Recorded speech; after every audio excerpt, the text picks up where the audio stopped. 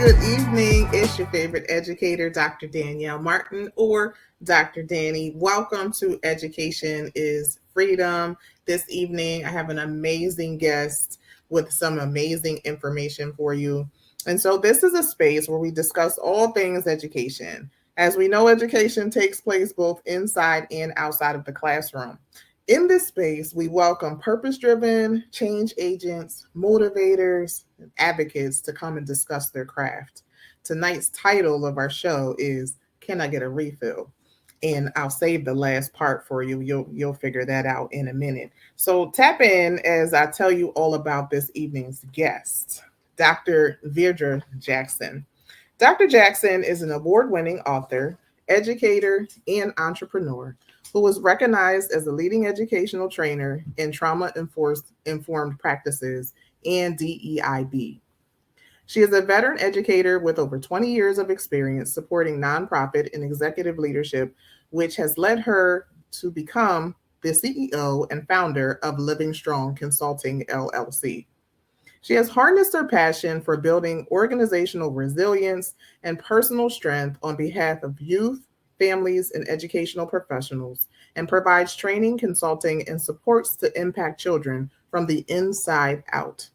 She is a highly sought after keynote speaker and consultant. And y'all, side note, I've been in a couple of her sessions before, and her speaking is amazing.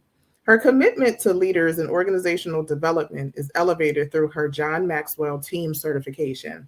Her internet radio show and podcast on Voice America's Empowerment Station, Spotify, and iHeartRadio entitled Living Strong, The Flip Side of Adversity, reaches listeners in more than 40 countries with inspirational, authentic, and practical stories from lived experiences by her guest co hosts, in which I was a co host and I had an amazing time. Her 2019 book and video series, Fearless Conversations with a Limitless God, provides insight on addressing the challenges to breaking the cycle of toxic thoughts that keep women in hiding places. Ooh. Dr. Jackson holds a bachelor's degree from Drexel University, a master's degree in elementary education from Temple University, and a doctoral degree from Wilmington University in leadership and innovation. Dr. Jackson she's an award-winning author, and I can't wait for you to meet her. I'm gonna stop right there. Dr. Jackson, come in the room. Hello. Yes. I'm like, I cannot believe she's reading all of that. Oh yes, ma'am. Yes, ma'am. Oh, Dr. Dani, thank you so much for allowing me to be in your space with your listeners.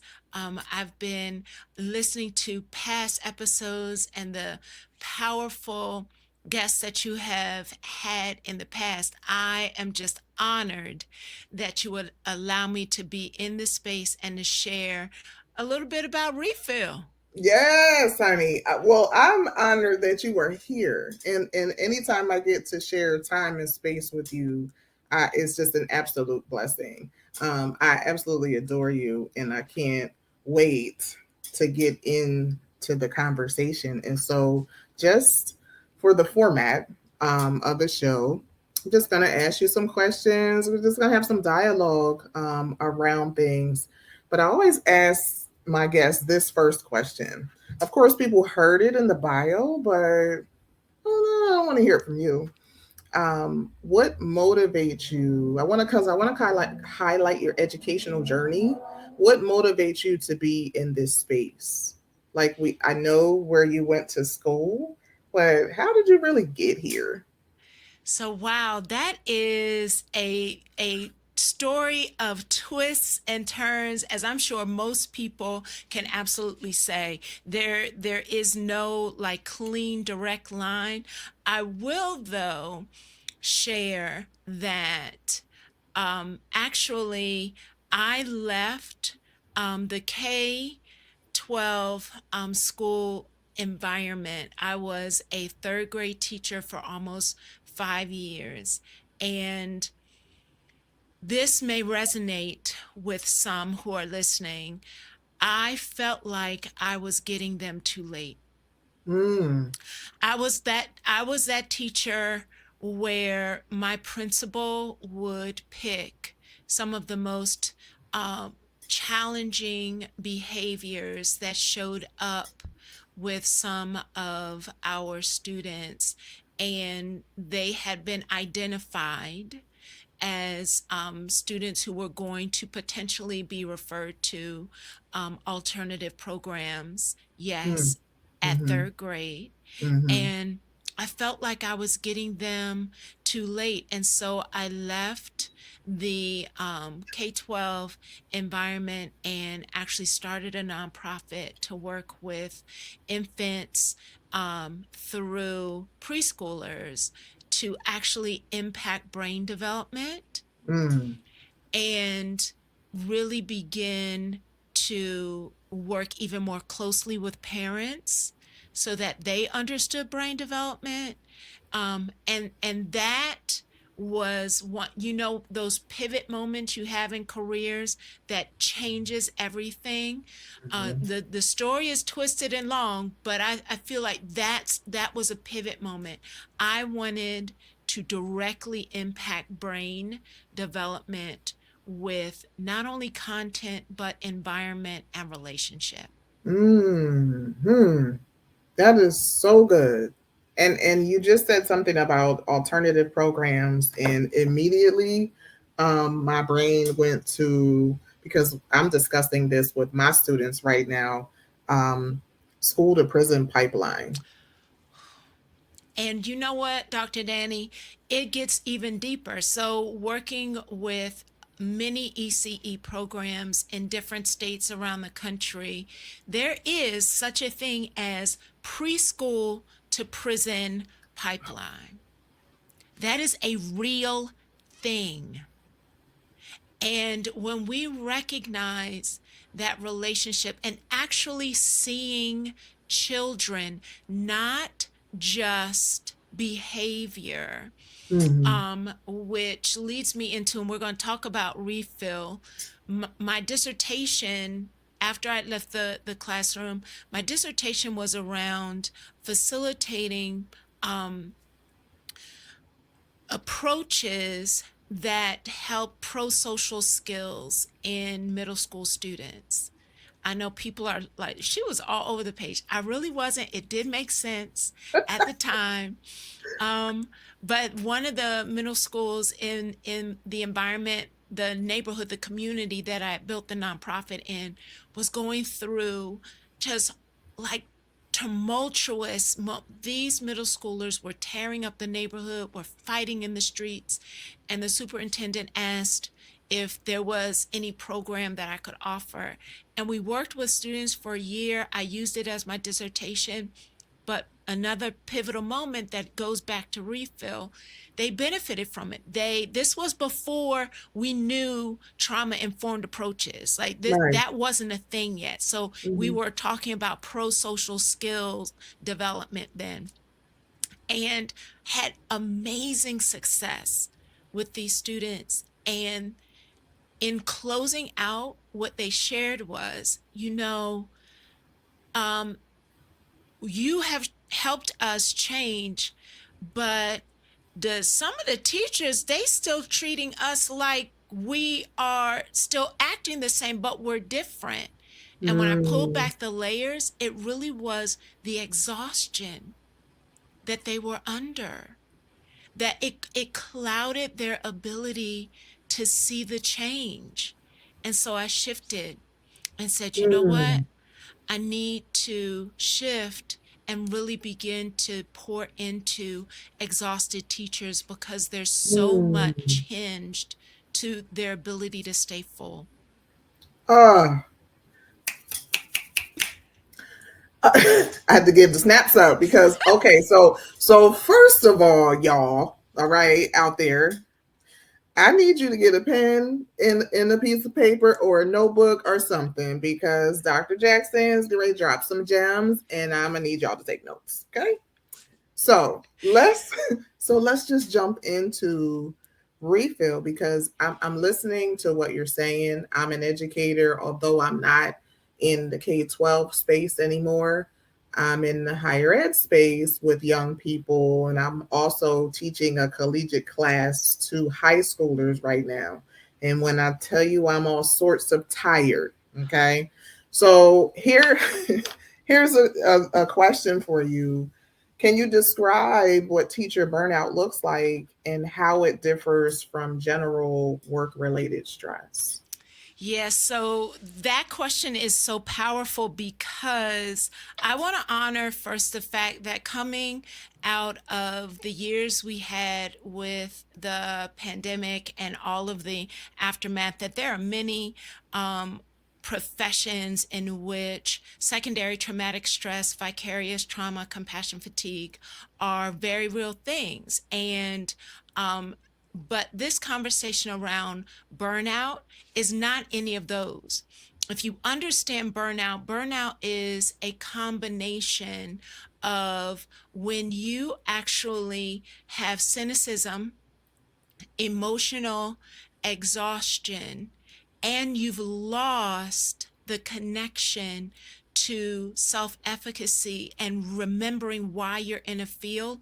When those three things are happening simultaneously under the weight of a workload in an environment that is not acknowledging that this is actually happening, when you have that storm, you have burnout.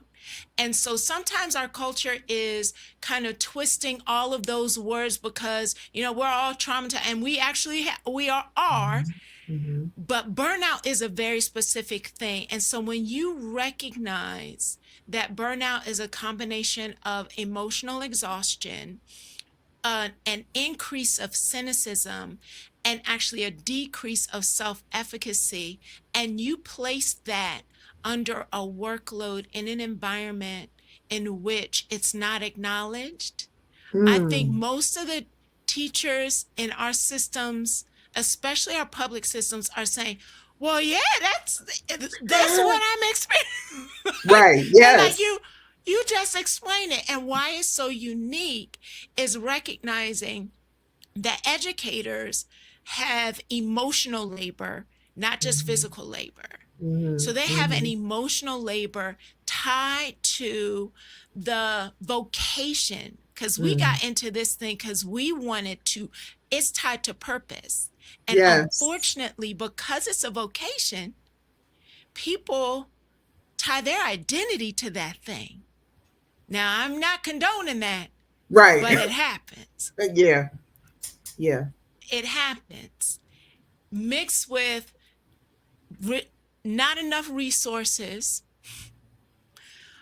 undervalued in media, the whole message around being an educator, and Mm-hmm. then being so empathy is the emotion, compassion is the action.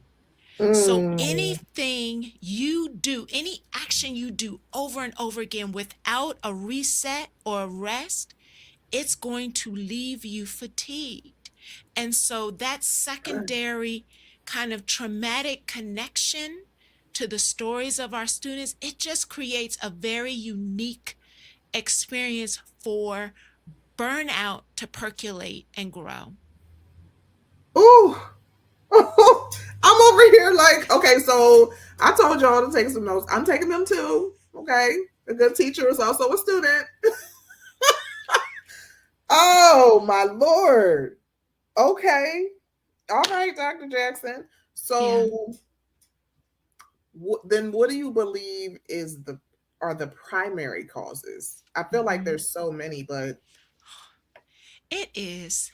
And I won't do the personal individual causes justice, but I will say that when I shared the definition of burnout, it's recognizing the sheer workload under time constraints mm, in an environment where judgment of performance in inequitable resources combined with stress, um, from limited supports and systems. So those are called, like, it's literally a stacking, Mm, because in education you're navigating all of that, and it creates a dysregulation inside of you, that your body, even if you try and push it down, and like the cartoon character who falls down and pops up and says, I'm okay, I'm hmm. okay, like, Yep. your Yep. body is going to say, no, you're not. No, you're not. Hmm. And going to start giving out on us. Because that's what we do. That's what we do. Mm, you all in my business tonight. Okay, so tell me this then, because I heard you say the word judgment, Mm, and I automatically started thinking about or remembering the days when, um, you had observations as a teacher, right? And so, like you said in the beginning, I also can relate to being the teacher that got all the students that had all the things. Um, and it was nothing for them to be in my class. Oh, give them Miss Martin, she got it. She could do it. Da, da, da, da, da, right? So how does burnout affect the teacher's performance in the classroom and in their personal life?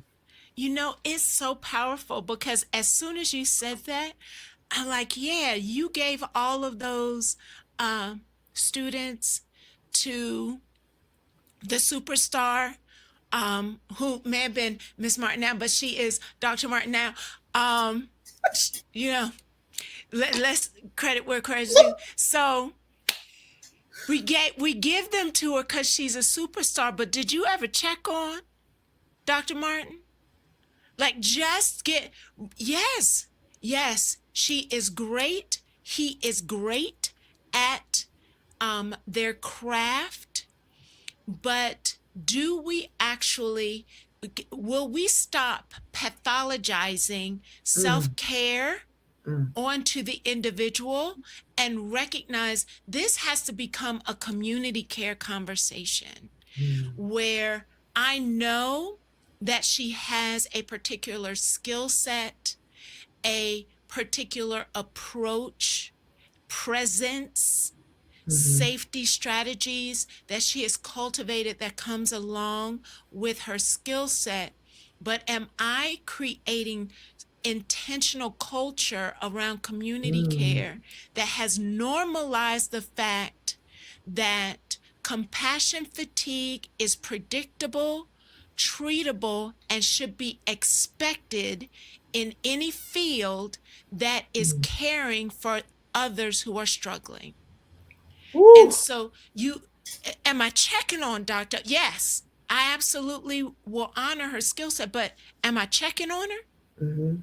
No, no. My very first year, I had 17 boys and 5 girls, and 11 of the 17 boys had some sort The of things. the things, right? And at the time, I was like, oh boy, okay, because they don't tell you about this in student teaching. But also, I was young, a little younger, so I was like, okay. The very next year, one of the first grade classes collapsed, and I was the only first grade class in the building, and I had 32 students, Mm. and I almost was in a skull cap. And you know what's powerful about what you just said? For many teachers who are listening today, that 32 is the norm, Mm, is the norm. And when we recognize how you literally are showing up in a space and your energy is being distributed to 32, and it's not just 32 students. These are students with invisible backpacks that, I don't care what economic environment you have come from, there is something you are bringing with you. I don't yes. care what your zip code is. Now, Particular zip codes have a cumulative impact Right. of ACEs and trauma and all of the things, but every zip code, Mm-hmm. and now that's 32. Mm-hmm. And what I try and help teachers, the very first thing I teach them is to recognize that compassion fatigue is predictable, it's treatable, it is preventable, and it should be expected because Mm. compassion is the action. You're get 32. You are giving 32. So get strategic about that thing. Mm-hmm. Mm-hmm. Mm-hmm. So then let's talk about some early warning Mm. signs. So Um, this, oh, I'm so yeah. glad you asked. So I just did this with a group in Georgia. And I'm actually, if you will allow me to, I'm actually going to pull from the snippet of this of the screen that I shared with them. And if I can I give them a resource? Yes, please. We love Okay. resources. So this the compassion fatigue is so predictable. They got a book for it, y'all. It's called the Compassion Fatigue Workbook. Oh, That's see, how okay. predict. Write it, Mm-hmm. write it That's down, y'all. how. That's how treatable this is. The Compassion Fatigue Workbook is an amazing tool. I use it. I literally have done book studies with teams to actually walk through the content.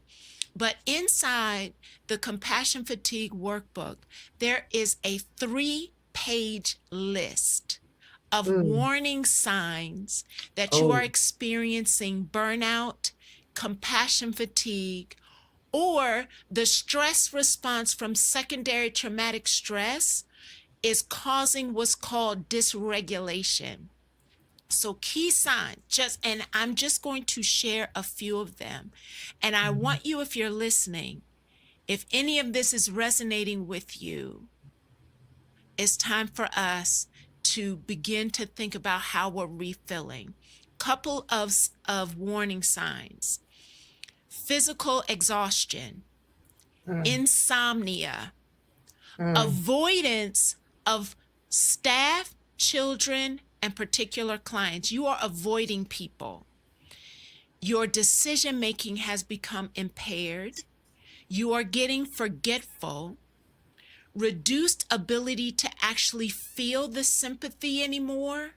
Mm. You're cynical. You're cynical.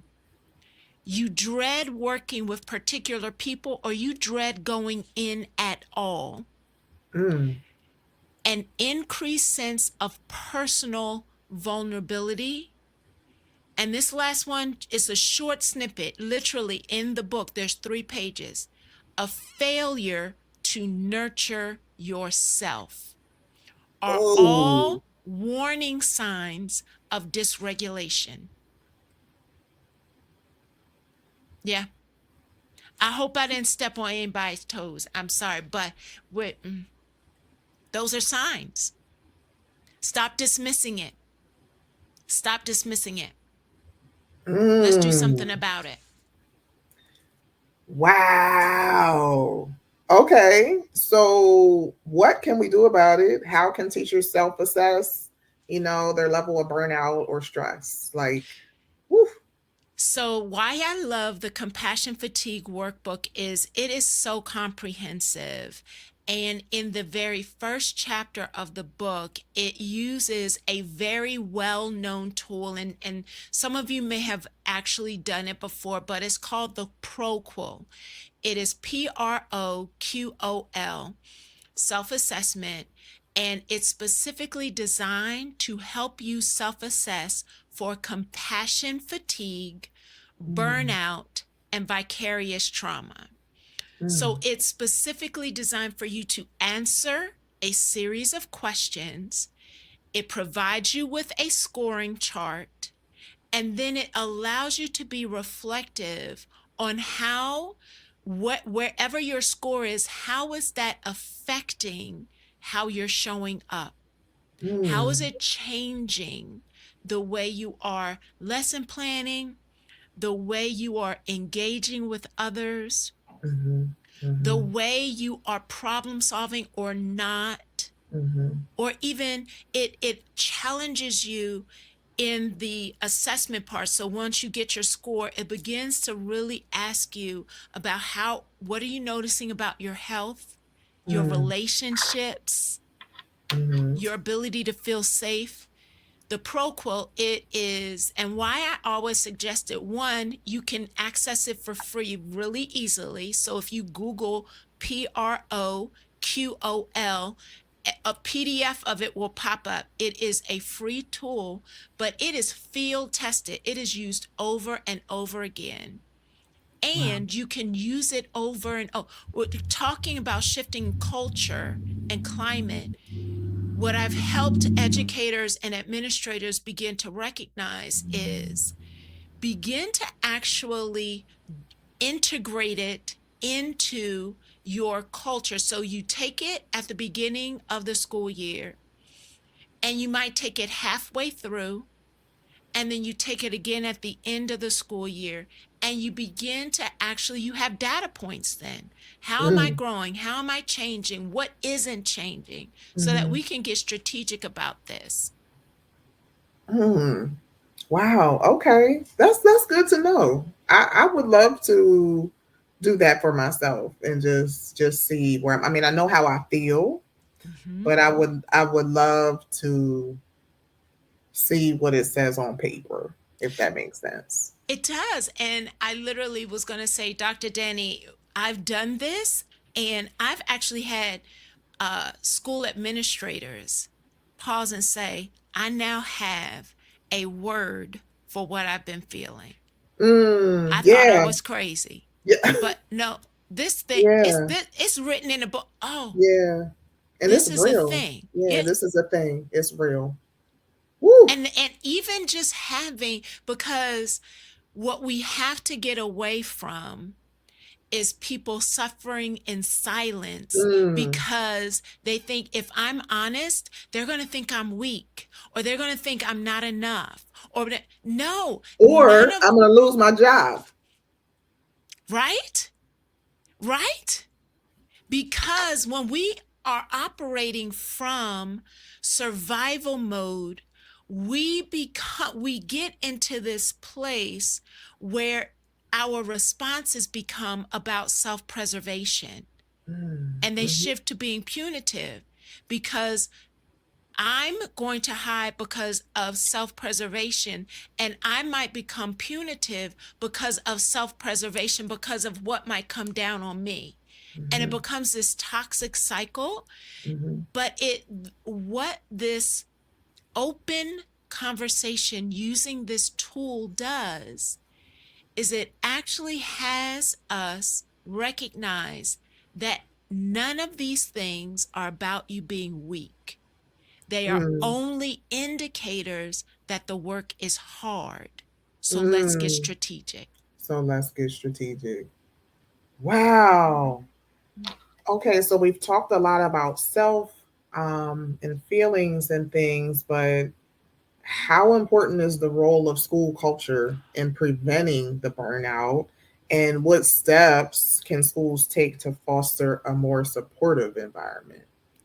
So this for me is, I forget who said this exactly. I cannot remember the originator of this, but it is a conversation where it's actually not complicated. The hard part is the consistency. Mm.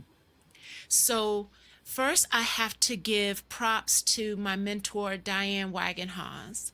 She is the director of Lakeside Global Institute. And on my journey of becoming a certified trauma trainer and coach, one of the very first lessons that she shared with me is healing takes place in the context of healthy relationships over time. Mm. Mm. And so if we know that it is, and Dr. Dani, you can disagree with me, you can push back with me, but there's a level of autonomy in teaching that also can lead to isolation. Mm-hmm. And when I close that door, yeah, this becomes my domain, but Yep. it also can become my prison. I do not disagree. And so it's recognizing healing takes place in the context of healthy relationships over time. We have to create affirming community within Mm-hmm. spaces, Yes. right? So Yes. for me, that B in DEIB is like we have to, this actually the R in refill, we have to rewire for belonging. Mm-hmm. We have to. And Rewire for belonging. yeah, yeah, we have to because we so often will isolate, get quiet, withdraw, all of those things out of survival when it's the very opposite Opposite. that is our healing strategy. And Mm. because of everything we've gone through, it's not just do it, we have to actually rewire the isolation that was used to help us all keep safe for a period in time. So our brains got wired around that thing. Mm-hmm. We actually have to rewire for belonging, to intentionally create affirming community within the building and culture. Ooh. So it's not just a top down responsibility because we hear that a lot too, right? Yeah. Oh, the administrator should have. Oh, da da da da da. So it starts with us too. So the what's so powerful about what you just shared, and I just got off of a conversation with someone in which, yes, there is a weight and a responsibility with leadership, but our leaders are depleting. They are fading. I have encountered some leaders who are trying to do the best that they If they can. can, Yep. Wow. and no one is checking on them, Yeah. right? And Mm. so it's creating community. And when you actually implement the refill strategies and you partner it with heart centered listening, you create a culture where we all begin to take ownership of our healing journey together. It's not just the administrator's responsibility. They're human too. Mm. I know they walk around like they got a cape, but they are Right. not But they're superheroes. They not. are human. They're not. Right. Ooh. Mm. Mm. Mm. Wow. Okay. So I let that marinate for a minute. Because we do. We get so caught up in that and the principal and the leadership team and you know what? One of my personal words for this year is accountability. And if I can't hold you accountability as somebody in my tribe, accountable as somebody in my tribe, and you can't do the same for me, but also if I can't hold myself accountable, something's wrong. And Something's wrong. the picture you just created also reminds me of another tool. It comes out of WellPoint Care Network. And so they have 50 years of experience of building equitable trauma informed spaces. And so they actually have this systemic approach to getting to moving towards compassion satisfaction. Mm, And at the foundation of their process, it's first recognizing in the middle. So if you think about a foundation that's built up of five triangles that fit together, Mm-hmm. The middle three triangles is recognizing that life is going to keep lifing. Mm. You're going to have primary stress, you are going to have systemic stress, and you are going to have secondary traumatic stress. It's just simply the way life is. We can't say that you do this magic wand, boop boop, and we're all well. Like, life is going to keep lifing. So it takes a real honest look at the fact that there are still going to be stressors. But the two triangles on the outside that literally create like this buffer for those three in the middle, the first one, to your point, is self awareness, Mm. doing the work on Mm-hmm. you, Right. the accountability of your healing journey. Stop ignoring it. Stop trying to outrun your emotions because they will catch you every time. Every time. Every Every time. time. And then the other triangle is positive school, climate, or culture. Those two triangles on the end are the buffers for the stress that is just not going to go away. There is no magic wand. But can we buffer those two, those experiences, with the accountability of I'm going to do the work on me, and we're going to be intentional about working on the culture at the Mm-hmm. same time? Mm. That was good.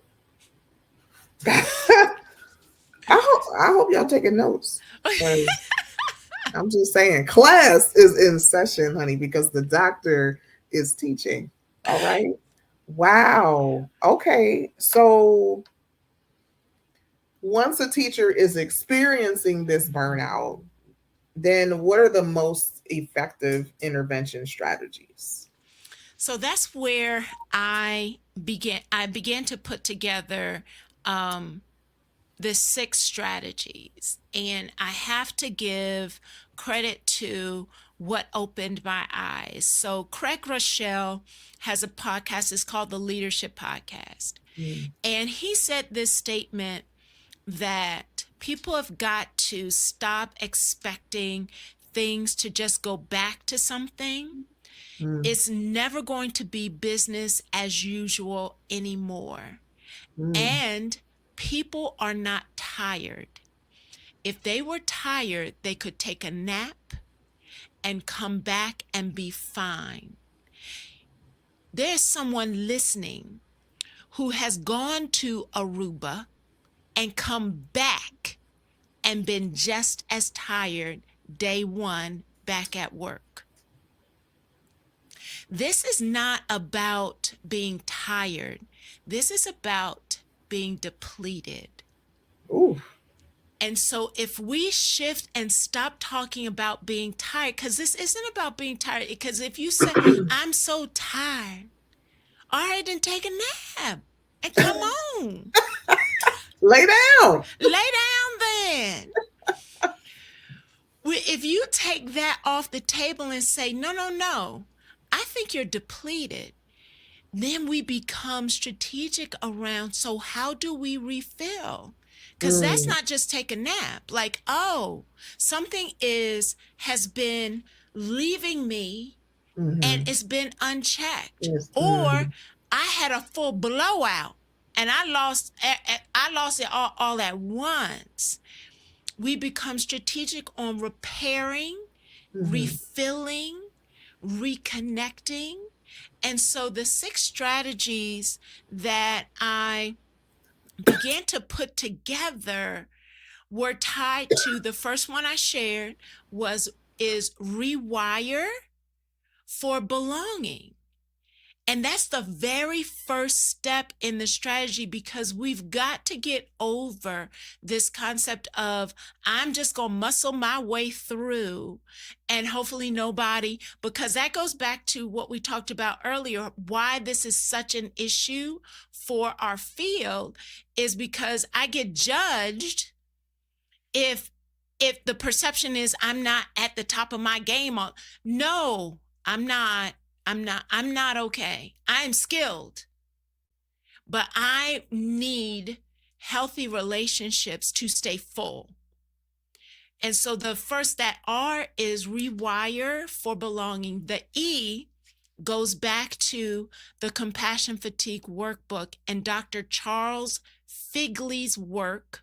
He's identified as the founder of this concept of compassion fatigue. And he has identified 8 standards to self-care. And I encourage you to grab this book because he outlines the 8 standards. And so the E in refill is the ethical imperative. And I call it to soul care. Only because I feel like self-care has become this marketing tool, and Yes. in some cases weaponized. Like, we gave you the gift card didn't you come Right. to the pizza party? You did your self-care. Where's your self-care plan? Pizza party. We Right. had the staff pizza party. Aren't you better now? Go back to the class. No.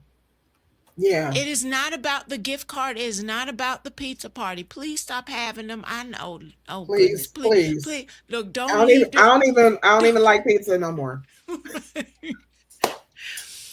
But it's beginning to recognize that there is an ethical imperative to soul care. And I ask people, when I say ethical imperative, what does that imply to you? So Dr. Dani, I'll ask you, when I say ethical imperative to soul care, what does that imply? What comes to mind for you? um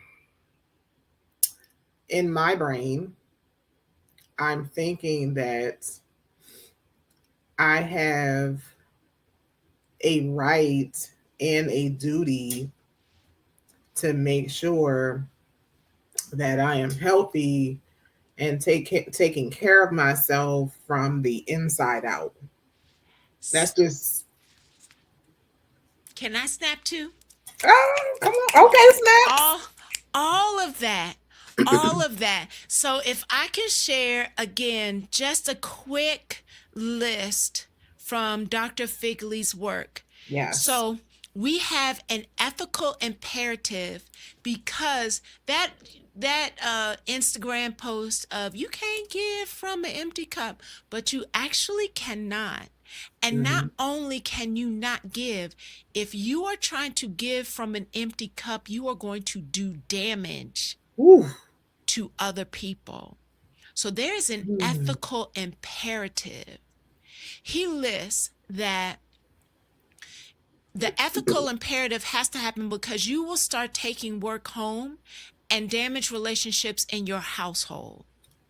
Can I say something real quick? I stopped doing that years ago There's so many because people who won't. I was like, whatever is, and so I guess that goes to the ethical imperative, right? Like, I just got to a point where I was like, if it ain't done at 4:30, then it ain't getting done tonight, and it ain't getting Mm-hmm. done in my house Mm-hmm. because I have um a commitment to my household. Yes, they're valuable too. And you know what? One of the things that my daughter said to me, who that I have twins, they're almost 19. She said this to me when I was 7. I mean, when she was 7. Mommy, who fills your bucket? And I was That part. like, That ooh, part. listen to this baby gathering me in love. But I've never forgot that. Mm-hmm. I never forgot that. Mm-hmm. So that's when I was like, I'm not bringing nothing home, and it's gonna get done when it gets done, but not in my Right. house. Right. And when we understand that, just as your daughter said, who fills your cup? When your cup is empty, when you are depleted, you cannot be. This is just how the brain works. There is no superpower. That This is literally just how the brain works. When you are in a depleted place, you cannot access the most innovative parts of your brain. So it's going Mm, to impact your lesson planning. It's going to impact your ability to problem solve. You are going to respond out of the depleted place when that behavior pops off. The mm, thing that mm, used to be okay that you would let slide, now mm, you have no bandwidth for it. And when you release it, it's at a whole other level. And the cynicism begins to grow. So it becomes something that is a contagion. mm. Yeah. Contagion. Mm-hmm. Mm-hmm. Yeah. So there's an ethical imperative to soul care. That's the E. And Mm-hmm. the F is find your strength. I So love it. often in this process, especially when we're talking about compassion, fatigue, secondary traumatic stress, vicarious trauma, when we're talking about those kinds of things, as well as burnout, we can lose sight of our power Mm, and get caught in this cycle of powerlessness. mm-hmm. Mm-hmm. So the F in refill is find your strength. And we go through in the full training, we walk through how we tap back into the power that you do still have Mm-hmm. and honor that there are 5 things you cannot control and stop trying to. Mm. And that's hard for so many people to relinquish that control. There are 5 things you cannot control. And we will circle around those 5 things over and over again. You cannot control how somebody else is going to respond, even when you try to do your best. Mm, You cannot control the impact that it's going to have. You can only control your intention and your motivation. But we want to control whether or not somebody got it. mm-hmm.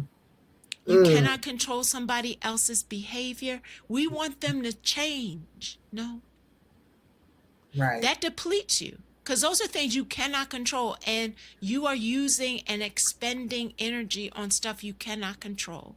The I Okay. is involve a growth plan.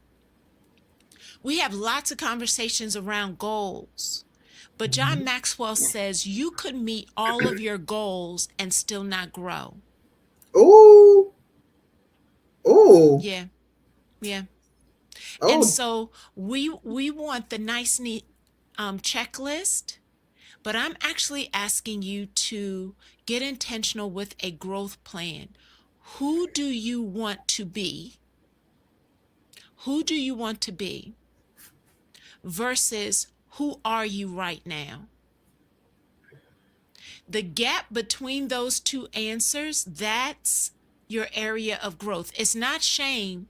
It's just recognizing that's your space for growth, because it's Mm. not just about the checklist. It's Mm-hmm. who do you want to be, and that takes intentionality. Growth doesn't just happen because you showed up. Ooh. Wee. You you better let the people know. I think a lot of people are confused about that, and that Oh, was like the perfect. Well, you can't be confused after that. no. Mm-mm. Wow. No. Mm. It you have to get strategic. And I know I keep using that word, but that really is what refill is. It's letting go of this concept of I'm just tired and recognizing you have to get strategic, because the L is lead with legacy in mind. Oh. Because you, whether or not you want to believe you're a leader, that you've got the position, the corner office, the whatever, leadership, again, as John Maxwell would say, leadership is influence, nothing more, nothing less. So the moment you woke up and you stood up out of the bed, You accepted your leadership responsibility for that day. And Mm. you are influencing people by what you say and what you What don't you do? say. Oh. Both. Mm. By what Mm. you do and what you don't do. By what you say and what you don't say. You are influencing people. And Mm. so lead with legacy in mind. What will people say? What will they do because they met you? They encountered you. Yeah. And the last L is leverage energy. We talk a whole lot about time. Actually, leverage your energy. There is a time of day that you create the best, Mm-hmm. and there is a time in which you need to rest. Mm. And so Yes. it's recognizing, leverage your energy.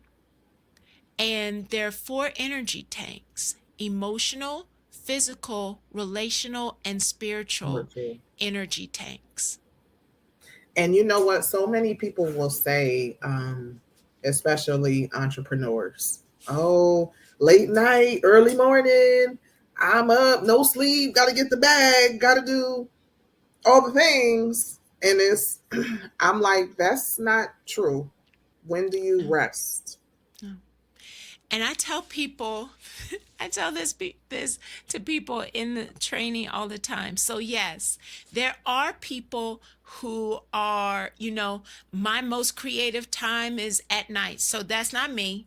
My most creative, and people will talk about me because I wake up at 4 o'clock in the morning, 6 days out of 7. I am an Okay. entrepreneur, but I am in bed by 10. Mm-hmm. Mm-hmm. And I am in bed by 10. Not the TV, not scrolling social media. I am in bed by 10. And I recognize that my high energy, most creative time, if you want me to write grants, write proposals, create content, that's going to be at 4 o'clock in the morning, 4, 5, 6, 7. By 1 o'clock in the afternoon, I'm still present, but you're not gonna get the most creative Veirdre anymore. I'm like, I can work. I'm still here. I'm still presenting, but that's not my creative juice time. Yeah. And so Yeah. there are people who they do that at night, but you also have to recognize, if your creative juice time is at night, it's just how the brain works. You have to have a certain amount of time in REM sleep for Mm-hmm. your brain to process what you went through the day before.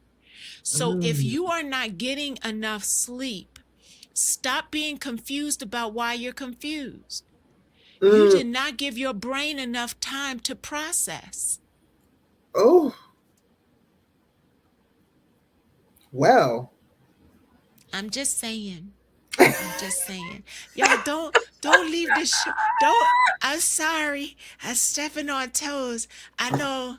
Yeah, you say, can You I know get a what? refill? We are. You getting a refill. We're gonna You know refill what? together. The toes need to be stepped on, okay? Because somebody's not listening. Y'all ain't acting right out here. Somebody needs to step on your toes, and we're doing it tonight in love. And it is all in love. Cause I tell you, as I my heart groans when I encounter an educator that I know is gifted, but they're depleted Mm. and they don't feel safe, valued, or heard. And so I'm passionate about this thing Mm-hmm. Mm-hmm. because I don't want them to give up. Mm. Gee whiz. So how can we, because this is a big word too, boundaries. Mm, mm, How can we make sure that, and as we're having this conversation, we're talking about teachers, but I see so many other people in this space. um, but for the sake of the conversation, how can teachers set healthy boundaries between work and professional life? to prevent burnout? Yeah. So I, again, I know I might be an odd an odd bird, but I actually push up against this whole concept of work-life balance. Mm, For me, it really is about harmony. mm, And when you recognize, in some cases, it may be moment by moment, it may be day by day, it may be hour by hour, but get really clear on what is the priority in this moment. And it becomes a harmony of, mm, as this priority is not saying all of it isn't important. It's recognizing something has to take priority, because there is plenty of research that has already told us that there is a cost, a change cost in multitasking. You are oh, not being more productive. Your oh, brain does not multitask well. And so our culture is wanting, like, I can do this and this and this. No, something actually is not being as effectively done as it could be. And mm, so there's a change cost every time you try and juggle multiple things at one time. So moment by moment, seek harmony, not this elusive concept of balance, which is actually sanity for most people. yeah, Insanity. wow, It's insanity to try and keep everything juggling equally with yeah, the same amount of energy yeah. and attention. And you're No, literally doing the same thing over and over nonstop, expecting a different result. literally, literally. But for the multitaskers out there, I hope you heard that too. So there goes your left foot. Okay, Mm-hmm. Mm-hmm. um, that needed to be said She said, though. "There goes your left foot." That needed to be said though. Wow. So okay. So then, in your experience with all of this, what are some common misconceptions about managing the burnout, the teacher burnout? So the misconception is that it's not a real thing, and I think the last part of the definition around burnout is understanding that when you recognize that toxic stress, trauma is contagious. Mm, And when you are bearing witness to other people's struggle and pain, i.e., our students, our families, our communities, when you're bearing witness to that over and over again, it is a contagion. So you have to pay attention to how you are changing.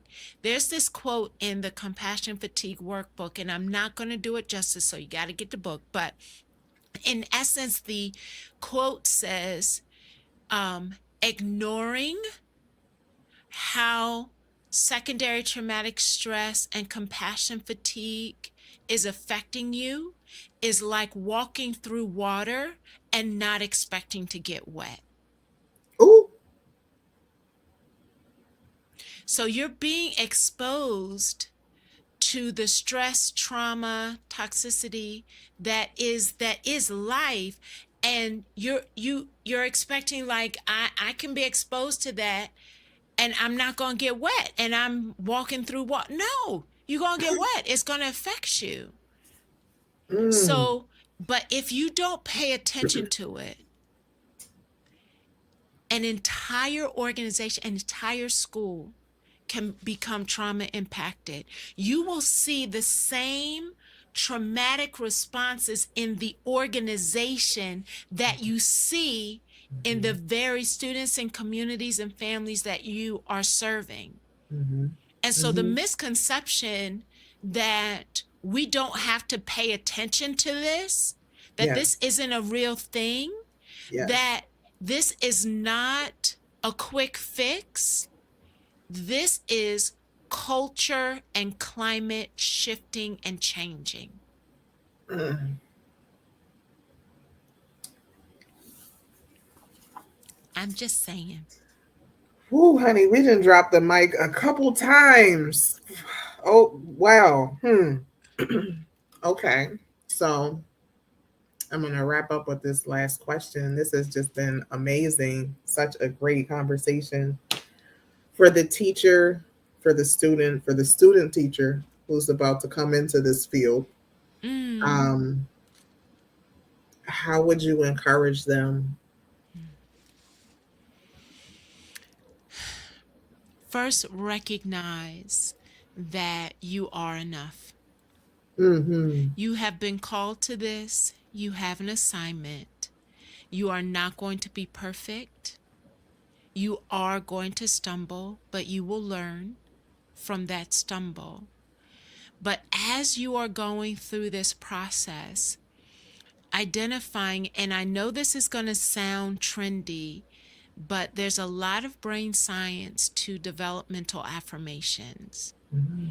And you would be surprised in spaces where I've coached teachers, administrators, and leaders, and have talked about developmental affirmations.